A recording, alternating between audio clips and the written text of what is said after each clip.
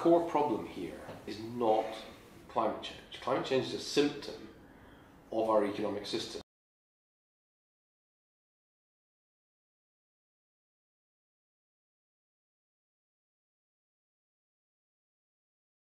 For the last 30 years, we've had this idea that small government is good, that low taxation is good, that the free market always solves our problems, that wealth trickles down from the rich to the poor, and that economic growth creates jobs and solves poverty. And all of those assumptions are basically wrong. The economic system is increasing inequality. It is not solving poverty around the world. Free trade is not always good. Small government is not always good.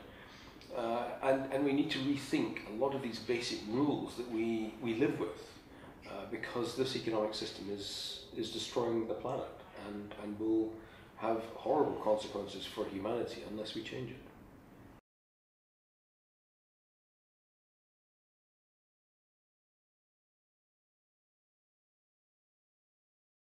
Well, I mean, the Club of Rome has been working on this problem for a very long time, and there is no simple solution. I think we can say that with a great deal of certainty at this point. It's a complicated problem, and the solution is by necessity also very complicated. What we can, I think, say is that the politicians are failing us. The politicians around the world are not addressing this issue as they need to, and we see the election of people like Donald Trump in the United States as a perfect example of this failure. So I think what we need is to see is a coalition of the willing, of organizations, of individuals, of non-governmental organizations coming together to solve this challenge. And I'm thinking about people like the Vatican with Laudato Si, of the trade unions, of the United Nations, of young people who understand that their future is at risk. So a coalition of those who want change to cooperate and force politicians to do something different. It's certainly a fact that in the next 20, 30 years, a lot of the problems that we're going to see, particularly with climate change, but also with migration and with aging populations, cannot be solved by the market. They have to be solved by government. You need to have government intervening. Government needs to protect societies from flooding or from drought or from fires. So we're going to see bigger government. And what we need to do is help people understand that it's not small government that matters, it's good government that matters. We need to learn again to think of government and officialdom as beneficial and promote our best people to work in that part of the economy, not think that business and finance are the mainstay of an economic system.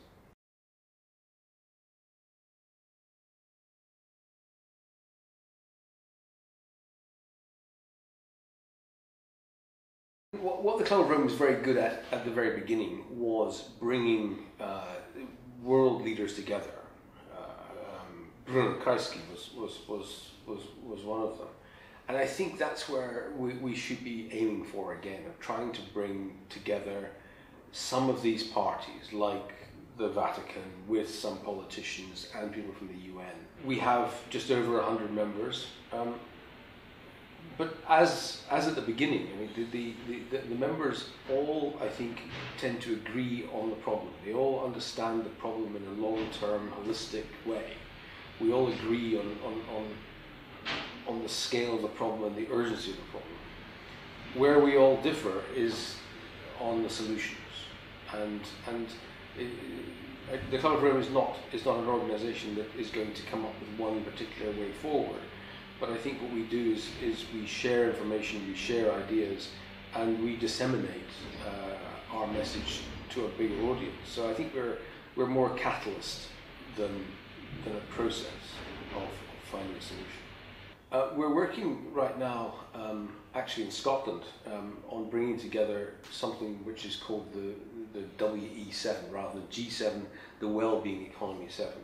And what we're trying to do is bring together economics ministers or central bankers from 7 different countries to have a discussion about how to run their economic systems differently.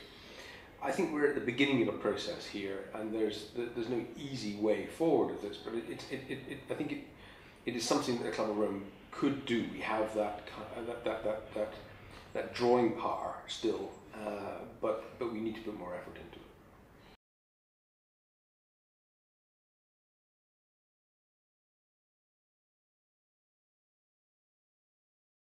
it. The SDGs are I think a very important signal for a lot of people. I was with the UN last week, and I mean they talk about them a great deal, but I think they need to be more than a signal and a talking point. A lot of them conflict with each other, and I think a lot of them give a sense of comfort that we're making progress in a lot of areas when we're not. So I think they set a useful goal, but I'm not yet convinced that they're the right way forward.